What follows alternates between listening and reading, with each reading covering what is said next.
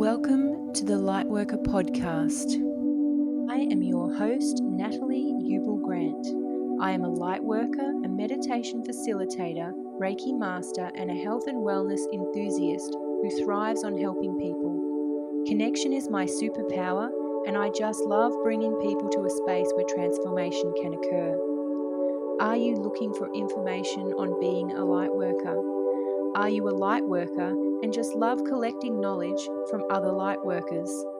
Then this space is made especially for you. I hope you enjoy today's episode. Because I know mine is. So, like, when you're doing that, give us a rundown. What does it look like? Well, it might be different daily. Mine's different daily, but the fact that you're doing something, give us from you wake up in the morning till you're ready to go to bed. Yeah. Give us your day when your devotion is included in that, even when you're working or even when you're a mum. Doing the dishes. All that. Chopping wood, fetching water, driving a car, being in the shower. Yeah. It's being in that state of communion. Yes. And for me, I personally love ceremony. And it's, we wouldn't have realised that she really loves ceremony. I love the ceremonial space. And you do it beautifully. But it doesn't have to be presented in that way for it to have an effect. Yeah. And so if you see me in ceremony at home, sometimes I have like a PAMF red light mat.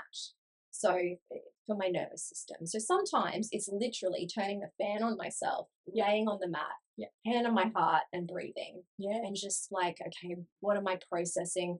What am I feeling in connection to spirit? Do I feel like I'm in alignment at this moment? And it's the self-inquiry process. Love it. And other times it is much more devotional. It's going out into nature. I have a spot that's very hidden in a back part of Mount Coolum, where I give offerings, rose petals, crystals, snake skins to this particular tree, and for me that's completely ceremonial and an honoring and a gratitude for being on this earth.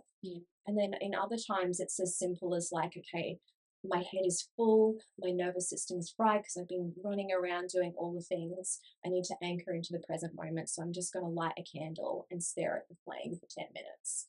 And so it's being in a state of presence, and it's therefore not formalized, but it's always being asked of me to drop my agenda and tune into the bigger picture.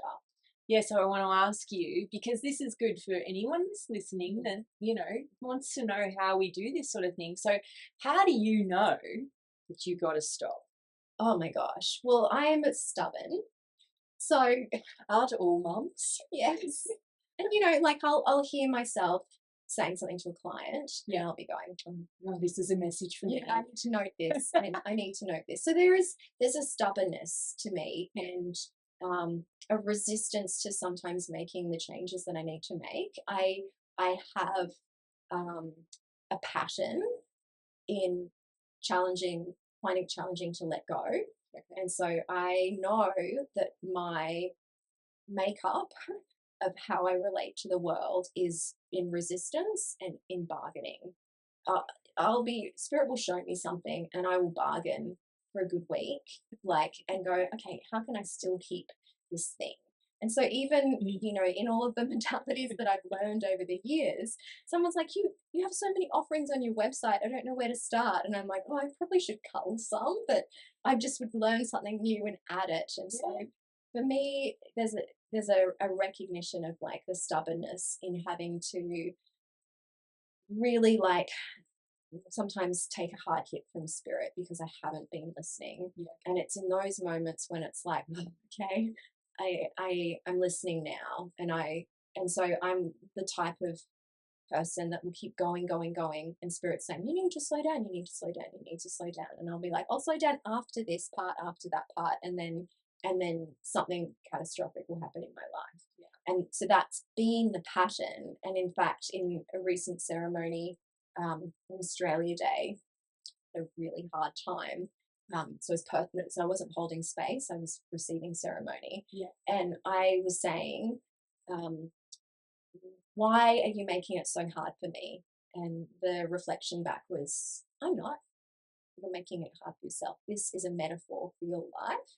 And this is you continually choosing the hard route because you feel like you have to earn anything and you don't just receive blessings because you're worthy of them. And so this is like, that's huge. It's like this has been probably the message for the last 10 years, but I'm still having to learn it. Okay. And so that the part of me that's choosing the hard way and also feeling like blessings only come as a reward if you've earned them. Okay. And this is really interesting in the shamanic initiations in the original form, okay, is that you weren't allowed to receive an initiation until you had overcome some kind of challenge. So you had to drink a whole lot of medicine and just be like left in the jungle, or, you know, some kind of like hardship. And then in 2020, so both of my teachers have said that the message came through from Pachamama that humanity has suffered enough and that we don't need to go through some kind of physical hardship. We are already in the suffering of the hardship. We are being initiated as it is. And so it's the recognition that we're here and we have been doing the hard yards, and our healing is going to come through when we have allowed ourselves to recognize the challenge, but to choose differently for ourselves. And that's so interwoven with self-worth and feeling worthy of blessings from spirit without having to earn them, and recognizing that the hardships that we do receive are actually our initiations for our greatest good and for what's on the other side.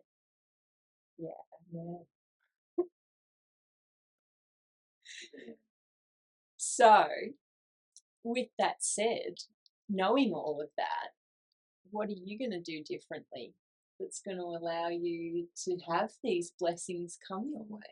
For me, I've shared this on my social media, but I've reduced how many one-on-one clients I work with, and that was hard for me because often when people need support, it comes in an emergency. Yes, it does. And so it was recognizing just how much I was prioritizing people's emergencies over my own and over my daughter. That's been a huge lesson.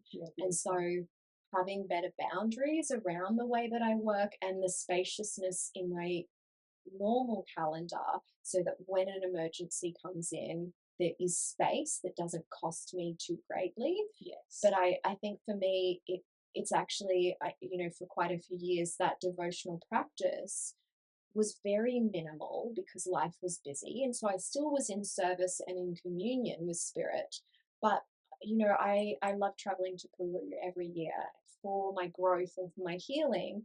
But again, it was like a commitment to the path. It was being a good student, and it was work. And I was there to learn more, show me more, expand me more. And I just haven't allowed enough space in my life for the nothingness and to just that real gift of slowing down. And so for me, that's like in a year of acceleration and momentum. Was that your word last year? It's my word this year. Oh God, slowness. Slowness is your beautiful. But the year before, was that acceleration? No, I haven't needed to ask for acceleration at all. But I know the energies are accelerating. Oh my God, I asked for expansion, and boy, did I get that. That was like, this year is balance. Yeah, nice. So I'm hearing what you're saying, and I'm like, oh yes, okay, cool. I'm relating. Yeah. Because it's really important. To have that spaciousness. Yes. It's okay to slow down. They keep telling me it's not a marathon, not a sprint. That this is an embodied life experience that needs to happen, not and I seem to be saying the same message to everybody, which is something that I had to learn a few years ago, is it's not my role to fix people. Even when I've created the offer and said, hey, come along and let's do, and mentoring and all the rest, it's like, but guys, I'm not doing this for you. No, that's it. You have to do the work. That's right. And then they're all like, what a scruff and scruff, I don't want to. Like, I want you to do it, Yeah. can't you just, no, I really can't. Yeah. And it's been about really honoring that and really seeing the beautiful gifts that can come. Yes. For everyone that's around us when we are able to facilitate that. So I'm watching what's the change I'm seeing, which I'd be interested to see if it's what's happening for you, is that our facilitation has gone, yes, we still are doing all of the things that we do, just in a more conscious way. Yes. But also realizing we're actually doing it in our waking life as soon as you get up in the morning when you're talking to your daughter. Yeah. And when we go and talk to the checkout person at the supermarket, and we're facilitating something that will have a flow-on effect even in the greater community. Like, one of the things that I've really noticed that the world actually needs is people to be willing to hear them. Yeah. Yeah. Without a judgment or a criticism. Yes. Just in your conversation, instead of getting ready to rebut or to tell someone what to do, what would happen if you just listened? It's listening to understand instead of listening to respond. That it's interesting because my word for last year was Aini, which is a Quechua word for sacred reciprocity. Or so it's what their whole fundamental economic system used to be based on. But in this energetic space, it's actually and it's not a direct exchange. So it's not like I'll help you with your crops in your time of need, and then you help me with my crops. It's actually like the bigger exchange of energy, but the fundamental component of it is that when I'm giving myself permission to receive that, I'm receiving it so it can be multiplied for everyone. Yes. So they're always asking you to choose generously for yourself, because when you ask for more, you're not taking from someone else, you're making it possible for everyone. And so it's the constant exchange that we have with the checkout chick, with our children, that it's for their good, but it's for our good as well. And so the moment that we block ourselves off from receiving, which a lot of burned out healers do, people with people-pleasing tendencies. Well, that's the invitation right now. Like, the energy is, if you're operating from a should, you should not. Go find something else to do, because that's that ick that happens in the body. Yeah. Or it doesn't mean that you have to give up spiritual work. Yeah. It just means that you might have to look at it a bit differently, which sounds like what you've had to do to free up some time, because you know you're here for service. Yes. You know that you're here to help, support what's happening, but you're also here for your own experience. That's it. Not just to constantly do for other people. So what are you going to do on a holiday where it doesn't mean that you go to Peru to learn for your business? Yeah, I mean, it's like my daughter has wanted to go to Bali. Yeah. It's those things that I, in particularly in the last 6 years, so since 2020, like, I can honestly say I've worked hard and relentlessly. And when I haven't been working in my business, it's been navigating divorce, looking for rentals, it's been working hard at life. And then looking at my now and going like, okay, my body isn't functioning as well as it could be. I'm depleted. I'm burned out. What use am I going to be? But really, is this what Pachamama wants for me, to live my life for other people? And it'll happen like in the most beautiful moments. There was one day when I went to the top of Mount Coolum and no one was there, and I was listening. What a gift! Because it was Isn't it funny how that happens? Well, because I live there, I'm there most days. Yeah, beautiful.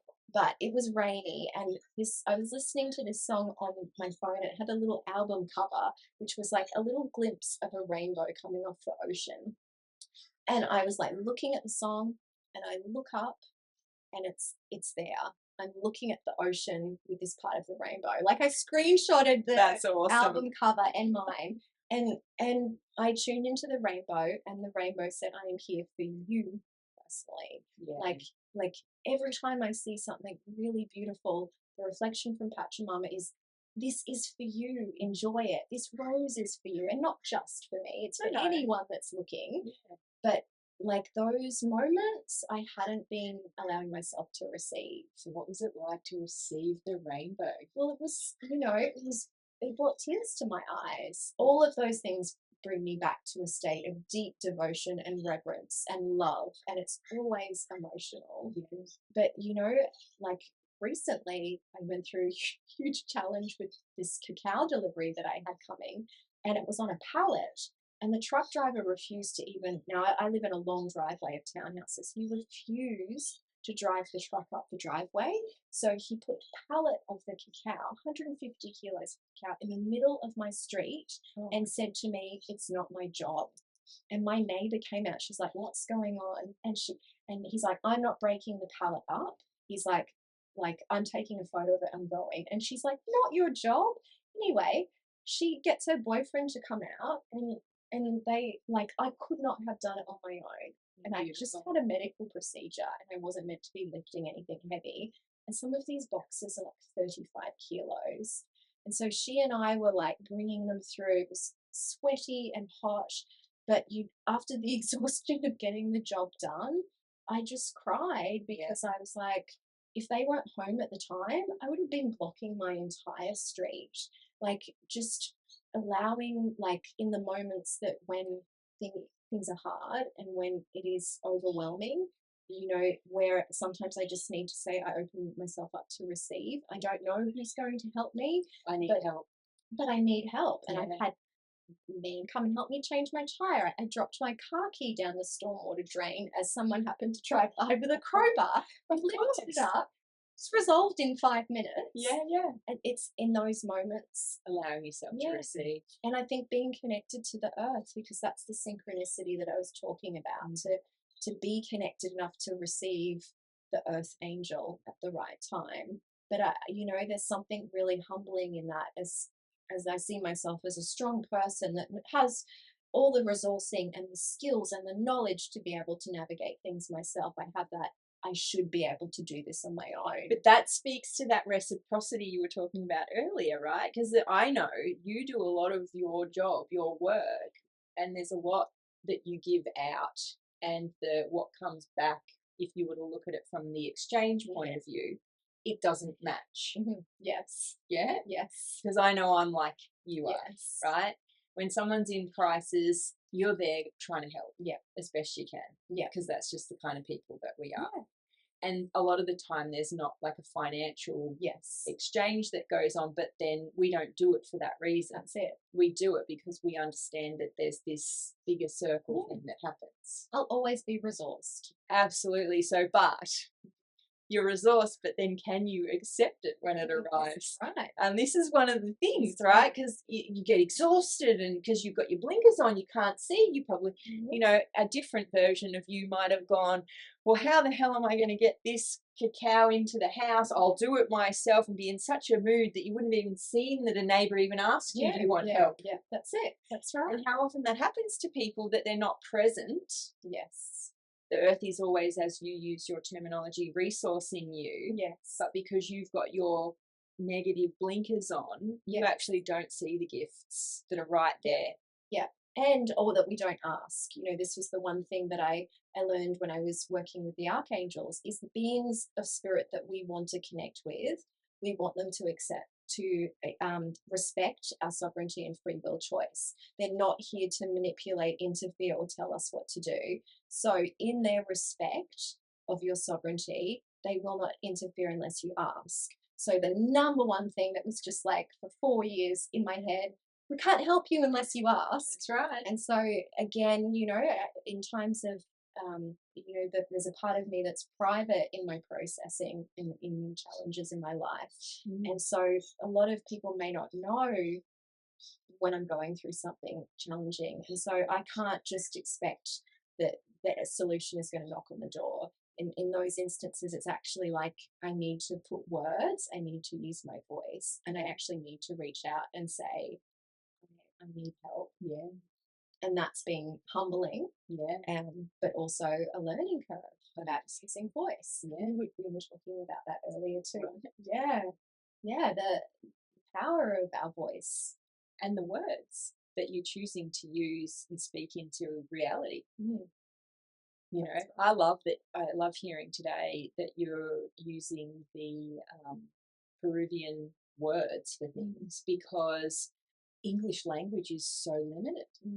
Like going into the etymology of a bunch of the words that we use, it's not accurate. Yeah. You know, and I feel like accuracy is something that is being invited for us now. Yes. Like really get accurate on what you're saying and the thoughts you're giving permission to. Yes. And to really check the quality of those thoughts. Yeah. And treat them like an offer as opposed to a rule. Yes, that's right. You know, that realize that we are all tapped in collectively. Yeah. And that it is the space that is often being used to get us while we're not present. Yes, that's it. You know, that's right. And we are walking around mystified as to why things aren't working out for us, but aren't monitoring the thought we just gave permission to. Yeah, that's right. You know? Yeah, absolutely. It's an interesting ride to start bringing that conscious awareness. You know, you're probably finding that in your work, working with people, yes. mentoring and stuff. But that is a lot of the time what I'm trying to get people to pay attention to. Yeah, is that they're thinking it, so it is. That's it. And then they give this look. But I'm not, you know, responsible for making that happen. Well, tell me exactly the sentence that you said. Yes, yeah, and recognizing that the thought patterns are connected to our perspectives and our perspectives on how we've been raised to view life. Yeah. And so the undercurrent patterns and paradigms that we subscribe to inform the thinking. And so when we start to look at our patterns, look at our upbringings, it's our shadow work. Yeah. And this is where we see where our wounds are. And so sometimes it's hard to try and create a new neural pathway of a new thought. Like I can have the thoughts that are so interwoven to those inner childhood patterns 100%. that are like a highway express in my brain. And so trying to just place another thought over the top of that sometimes is hard. And so when we have those persistent thoughts that we're having to navigate on a daily basis, that coming under to the pattern, what's the core wound here that's informing that thought? So what do you do? So because you know that this is a thing, what's your process when you know that's happening for you? I think for me, it's like recognizing that most of those things are a fear of something that's been driven. So for me, I tend to have a fear of making a mistake, a fear of rejection, and a fear of failure, and a fear of abandonment. And so though I can link any unhelpful thought to one of those things and ask myself, okay, I'm afraid of being abandoned right now. How am I abandoning myself? And looking at myself as the child that had the wound, but also the loving adult with the mature mindset now to be able to comfort. And then from that place, choose differently, tend to that inner childhood wound and go, okay, yeah, I'm feeling like I'm putting myself out there and I'm afraid of rejection. Yeah. I'm afraid of being abandoned. I'm afraid of someone judging me, and working at that component to build that safety within myself. So what does that look like? Because that's one of the things that I really enjoy hearing is, okay, so something triggered you, something has made you to inquire on that. What does that look like? I think that, do you call the directions first? What do you do? Oh, I don't have time to follow the directions first. Yeah. In those instances, tell us what happens. Yeah, you're dealing with that part. And for me, a lot of that part has unexpressed emotion. Mm-hmm. So I actually just need to go into the feeling and the sensation. And for me, because of that pattern of not feeling safe in my body, it has actually made some of my emotions feel unsafe to feel. Yeah, okay. Anger, sadness, and grief. Yep. And so in that moment, there's probably a part of me that needs to just have a cry. It needs to feel sad. Yeah. And so it's like I don't get to make it ceremonial. It's raw. Yeah. It's actually like it even happens to the best professional that does all the things and tell you stuff can take you off guard.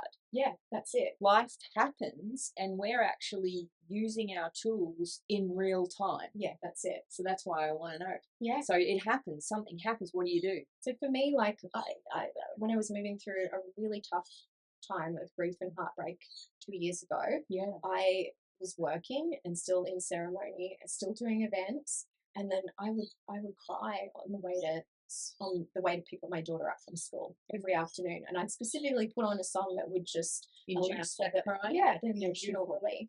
And so for me, it's like, okay, there's suppressed emotion. And so, at least one day a week, I just have to sit with that inner child part of myself and go, okay, what emotion is here that's come to the surface that's recently been triggered? Because sometimes we don't have the safety to be able to deal with the trigger in the moment that it's caused. So it's a commitment to going, okay, these are the triggers at the moment. This is what life is showing me. And I'm going to sit with that part of myself. And for me, it's the process of giving myself permission to feel the feeling as a sensation and not as a story. Yes. The story, So describe that, because I have my way of describing that, but I want to hear how you describe that.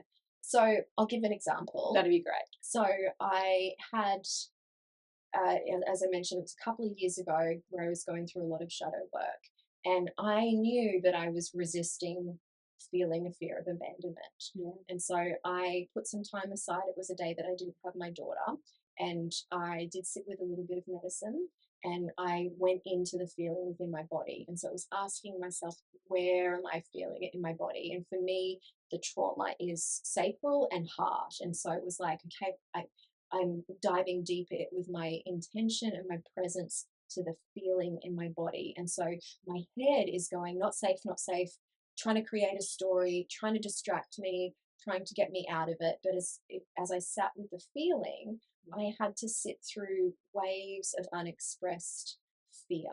And it was like being engulfed in a wave where I would feel it come through my body as a sensory experience. And I was in my bed and I laid in my fetal position and I just let my body feel it like a tremor. And then I would go and I would just breathe, and then it would subside, and then I would feel the build-up of another layer. And that was 5 hours. That was the hardest experience of my life from a body and sensory perspective. When I came out the other side, the integration, there was a lightness. I wasn't carrying the weight of that emotion. So for me, we do have the stories that are attached to what's happened, and the stories are important to honor because the memories are there, and there's a child that experienced those, but we've been holding on to it. It's been unexpressed in the body. And so if we can honor the story but focus on the sensation, the tears in our eyes, the shivering, the shaking, shaking is such an important thing for the nervous system. Shaking, convulsing, tetany, all sorts of weird things happen to a body when you can just watch it unwind what it needs to unwind. And you can give yourself safety, which is why, somebody that's done as much work as you have, you can hold yourself. Yes. When it gets like that, sometimes it's a bit scary for people. So that's why practitioners like us 100%. do what we do, because we've been taught how to hold that space so that you can, navigate that without having a freak out. 100%.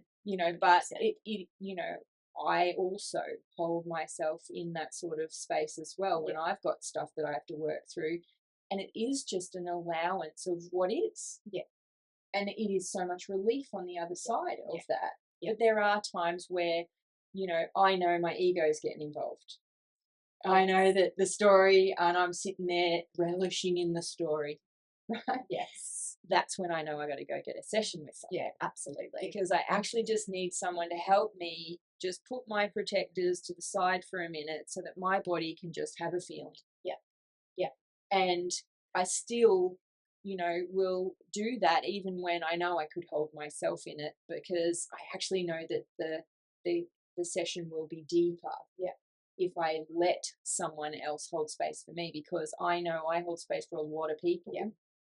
And I know the universe is giving me the invitation when something like that's happening is trust someone else now.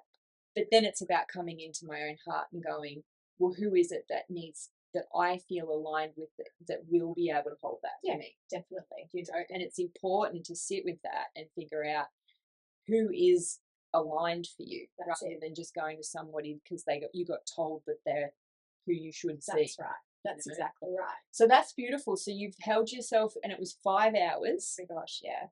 Because this is the other thing, like everyone thinks, oh yeah, I'm going to be an hour and done, or 25 minutes and done, or sometimes you cry for 3 days. Oh yeah. 5 hours is pretty good. 5 in that instance, yes. Depending on what you're moving through, like some of this stuff that we've got in ourselves has been generations. 12 and 15 generations where your grandparents couldn't do what you can do now.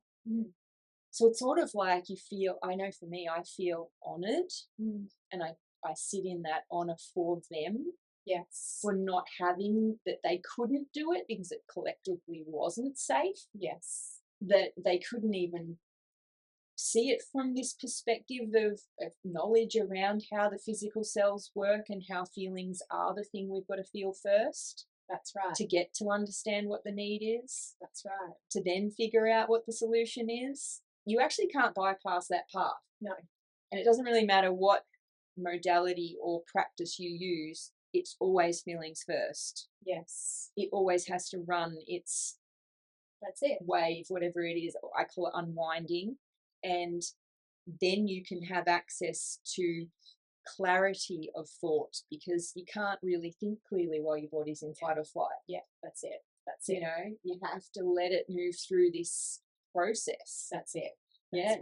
Yeah. Amazing. Yeah. So then you've done that, and then what was the clarity you got around after giving yourself that space? What happens for you? Can you describe what that's like? And then you're navigating what you're like in your environment. Yeah. So life is continuing to present the opportunities. Is there more triggers? Is there a depth here? Has that intuitive clarity come through? Is that just one more layer? And so, you know, it's so important with any experience that we have with integration. And Yes. you see so many people that they're just there for the activation, another activation, another activation. And the integration is actually where the gold is, because the integration asks of you, well, now you know what you know, if that's been revealed, or now you feel what you felt, or now you've unraveled that bit. What are you going to do differently? Yeah. How are you going to show up differently? And there's a choice point there.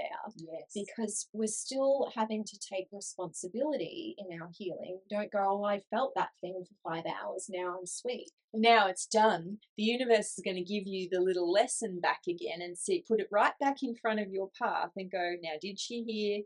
Did she get the lesson? Yeah. Did you? Well, I mean, in some respects, yes. Yeah, cool. It definitely in realizing how much fear had debilitated my body. Yeah, right. In clearing that, because as I was feeling the fear, it was the most amount of physical sensation of fear I could fathom. So the head that wanted a story was saying, like, what is the one thing that frightens you the most? Do you have a fear of death?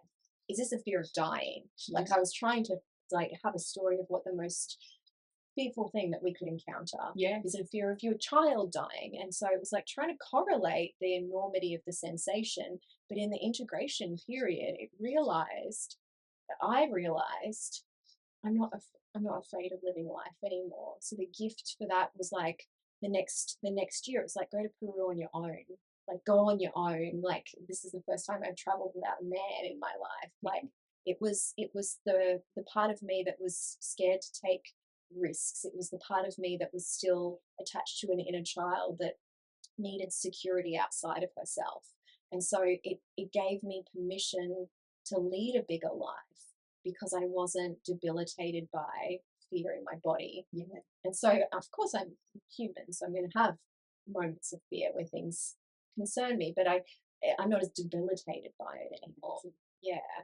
Well, fear for me is just the indicator I've got something to look at now. Yes. It's almost like this is a signpost, and depending on the level of intensity depends the importance of it. Yes. You know? Yeah. Not that there's something wrong with me, but something that I actually need to see something from a slightly different angle. Yes. That maybe my autopilot response is only seeing one view. Yep. And that's never served me. Yeah. I have to see multiple perspectives to then be able to activate that choice that happens. Yeah, that's right. Because I know if I just do the autopilot, shit doesn't ever work out the way I want it to. Yeah. You know? Yeah. So it's been an important thing to go, okay, oh, there's a bit of a niggle there. You know, what are we going to look at? Oh, do we have to feel? Oh, we have to feel that. Yeah. And with, the number one question that I get asked when I'm teaching psychic work or intuitive work is, how do I know if it's my intuition or fear? Yeah, because talk to that. Yeah, because when we feel a sense of fear, so if we think, okay, I'm thinking about studying this course, but it costs 10 grand, and so like I feel fear about that. Like, but is that my intuition, or is that fear saying don't do that course, that practitioner's bad, and that sort of thing? Yeah. Where that fear, it's really hard for a lot of people to go, is that my intuition saying don't go there? Or is that my comfort zone saying this is my edge and I don't want to cross the comfort zone? Absolutely. And so when we start to learn to approach fear differently, is that if our highest self was saying, don't do that thing, that practitioner is not aligned, it's a scam, or, whatever worst case scenario is, that guidance comes through in a loving way. It doesn't come through to frighten you off. And so the fear, I would say 9.5 times out of 10 is a comfort zone thing. Yeah. And that we can trust our intuition to guide us in this gentle and loving way away from the things. But its role is actually to nudge us towards the things that do frighten us, because that's our expansion and that's our growth. Yeah. And so the following the loving guidance is going to be the best case scenario in both instances. 100%. Anytime that it's coming from a fear-based anything or an external blame point, that's when I ask people to question. Yeah. Pull the questions out and try and get connected to your heart again. Yes. Because, like you say, guidance does not come from fear. No. It might be scary. Yes. But it's always an invitation. That's right. And then you always get a choice. That's it. Yeah, amazing. Yeah. All right. So with your changes that you have made in your work, yes, how can people work with you now? Well, I do group programs. Yep. So I am taking an 8-week intuitive mastery and psychic development course. Right. And that's across March and February. No, March and April. February already happened. February, that's it. We're still just on the cusp. We're just at the end. Well, we're filming it now, and this will go live in March. Yes, so, yes. Cool. So yeah, I still run group containers. Yeah. I love holding ceremony space, so I do in-person ceremony on the Sunshine Coast 2 to 3 times a month. Yeah. So I love the group work. Yeah. And ceremony is such a beautiful way for receiving the potency of healing, but it's cost effective. Yes. It's not expensive, and I do see a limited number of one-on-one clients, but I also I love to share in the teaching component, because for me that passion is therefore in the empowerment process, definitely, rather than the let me do the energy work for you process. So yeah, because it gets to the point where you see that you can only help a student so far by doing something for them. Yes. Yeah. Whereas they can get so much further if they learn how to do it for themselves. Exactly. Yeah. And that's where you deepen your knowledge. Yes. By learning how creative ways of how you can actually help connect to that student and give them the guidance they need to just get them that little bit further ahead. That's it. With your toolbox of goodness. Yes. It's right there for you to grab onto. Yeah. So even in the way that the one-on-one sessions has evolved, when I first started doing energy work for clients, I would be in silence and then I would give them some notes at the end. But over this time, it's actually like, no, they're ready to hear the depths of it. So there's a lot more, and now we're going to do this. Now I'm using my languaging in the way that I'm informing and instructing the energy, but I will voice record it so that you have it and you develop your own. And so every session, one-on-one session that I've been doing in the energy space is really like, here's some tools for you. Yeah, amazing. Like, we'll do this together. We do this session together, and I don't want to see you again. Like, you've got what you came for. I mean, I still obviously work with ongoing clients, of course, but you're not doing it for them. It's a partnership. That's it. That's right. I feel like most spiritual practitioners are noticing this, and it would be interesting if you left a comment if that is true for you as a spiritual practitioner, that you're noticing this change in the spiritual practice now. Is the guidance that's coming in, is that the people that are coming it's interactive. Yeah, that's right. It's actually them doing the work. Yes. We are holding that energy or activating something that brings knowledge that's in them. Yes. Out. Yeah. And it's been a big change. Yeah. Particularly in the last 5 years in that the way of facilitating. Yeah.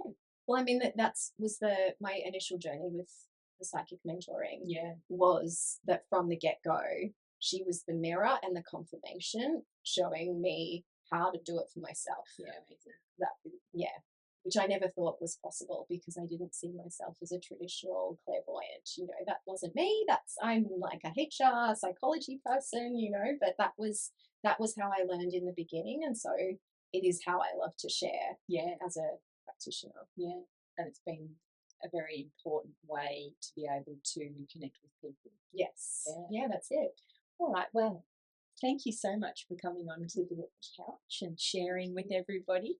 I've loved having you here and sharing your wisdom. And thank you. I'm so grateful. I'm so grateful too. If you enjoy this podcast, remember to like and subscribe and share it with someone that you think would benefit from this. Follow us on Spotify and all the podcasting apps that you may listen to your favourite podcasts through. The more we share these podcasts, the further the messages of the stories of awakening are spread. It's happening all over the world now. People are awakening, and it's an exciting time to be alive. Join me next week for the episode with Saga Frey. See you then.